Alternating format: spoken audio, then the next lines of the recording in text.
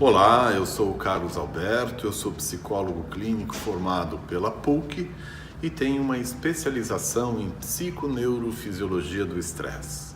Vamos falar hoje sobre o gerenciamento do estresse, conceituando o estresse e criando situações que deixem bem claro e evidente como lidar com o estresse. Quando a gente quer falar de gerenciamento de estresse, é importante definir o que é estresse. Irritação, raiva, grosseria, falta de educação, falta de paciência, não é estresse.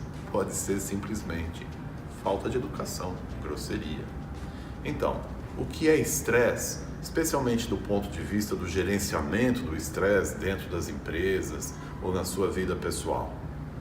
Então a gente vai recorrer à definição que o Hans Selye, neurofisiologista canadense, deu quando introduziu esse tema na medicina.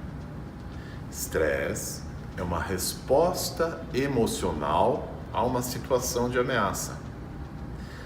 A gente poderia formular uma equação, onde estresse é o x da equação, a gente imagina ali o sinalzinho de igual, estresse é igual a uma resposta emocional a uma situação de ameaça. Trabalhando com esse lado da equação, a gente vai qualificar a resposta. Ao invés de uma resposta reativa, impulsiva, que é a característica do estresse, a gente vai tentar trabalhar para chegar numa resposta mais contextualizada, reflexiva. Se o estresse é uma resposta emocional, a gente vai também tentar qualificar a emoção. A base da emoção, do estresse, é o medo. Medo, ansiedade, raiva, depressão. Se a gente qualificar, a gente consegue estruturas superiores do cérebro, trazendo a possibilidade de confiança, de segurança, de foco, de determinação. Então, estresse é uma resposta que a gente vai qualificar, emocional, que a gente vai qualificar, a uma situação de ameaça. A gente precisa aprender a transformar ameaça em desafio.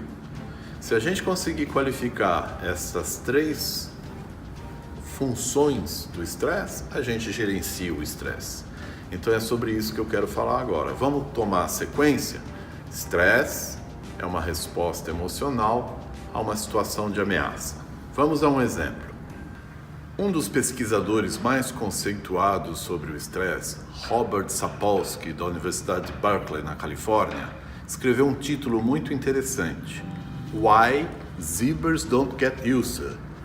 Por que a zebra não tem úlcera? Você já viu zebra com úlcera? Não?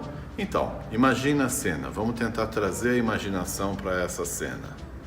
Tá lá a savana, a zebrinha pastando e se aproxima um bando de leoas. Você consegue perceber as orelhinhas das zebrinhas, o olfato, elas perceberam o perigo. O que acontece? Toda a reação de alarme, adrenalina, cortisol, batimento cardíaco, o gatilho muscular, ela dá um pulo e sai correndo. Ela escapa da leoa, corre 4 quilômetros lá para frente. A tiazinha velha da leoa ficou para trás, virou banquete. A zebrinha, quando chega no lugar onde ela pode parar, calmamente se põe a pastar. Vai tomar um pouquinho d'água e toda aquela adrenalina e cortisol que tinha sido jogado na corrente sanguínea foi consumido pela descarga neuromuscular. Ela se livrou da adrenalina, ela se livrou do cortisol e agora ela está cheia de endorfinas e dopaminas. Olha como isso ajuda a zebrinha a trazer de volta o seu metabolismo para o estado de equilíbrio, para a condição natural. E a gente? Será que a gente consegue descarregar a adrenalina saindo correndo por aí no meio da Paulista? Talvez não. Se você conseguir relaxar, você vai conseguir trazer isso para a sua vida. Existe uma maneira de relaxar que a gente vai aprender, que a gente vai ativar. E aí você vai poder dormir sem bruxismo, você vai poder ficar sem tensão, você vai poder usar de recursos como, por exemplo, escaldapé, massagem, no seu dia a dia. E vai fazer isso principalmente utilizando a respiração.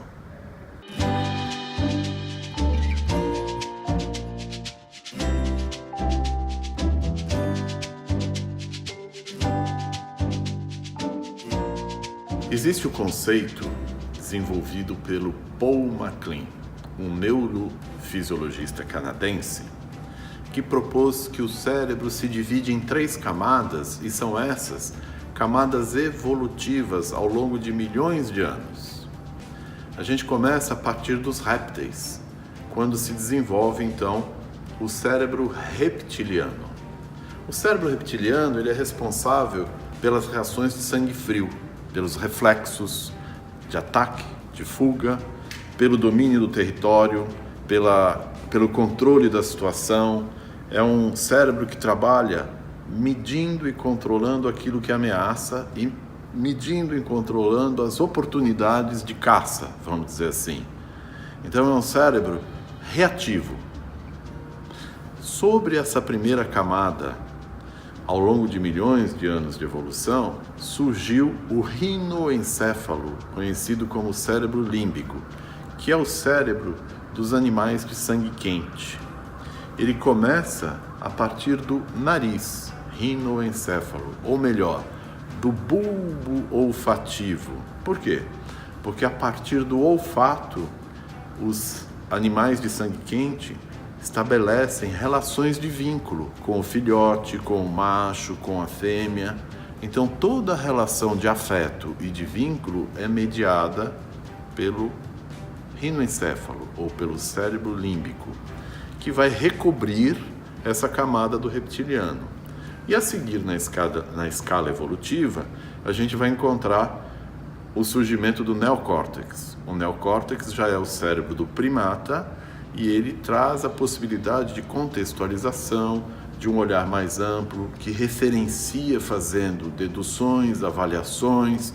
É o cérebro lógico, é o cérebro do raciocínio, né? Então existe um caminho neural que vai do cérebro mais primitivo ao cérebro mais afetivo até o cérebro mais dedutivo, e esse caminho neural é sempre ativado através de imagens. Então a gente tem que deixar de ser refém do medo e das imagens de pavor, de terror, e tentar construir, através de um encontro mais próximo com o sangue quente, com o seu calor, com a sua presença, um caminho em que as imagens possam ser mais amplas, contextualizando aquela experiência, não mais como ameaça, mas como um desafio que você consegue encaminhar, né? Então assim a gente integra os 3 cérebros, ao invés de ficar refém só do reptiliano, à base do medo, à base do estresse. Coloca a mão no peito. Sente o calorzinho da mão direita no peito. A mão esquerda vem na barriga. Sente o calor. Sente a respiração passando entre a palma da mão e o peito e a barriga. Traz a sua atenção presente. Fecha os olhos, inspira e sente. Sente o calor, a presença, trazendo uma referência de paz. A gratidão. A gratidão zera as dívidas, liberta, nos tira da posição de vítimas, nos traz de volta a capacidade do perdão. A gratidão promove a paz e nos fortalece, dando condições de enfrentar com mais clareza as situações que nos desafiam. Sinta a paz. A paz é a base de sustentação. A paz é o apoio e a referência. A paz ajuda você a contextualizar qualquer desafio com segurança. Sinta a paz. Sinta a alegria de enfrentar o desafio em paz.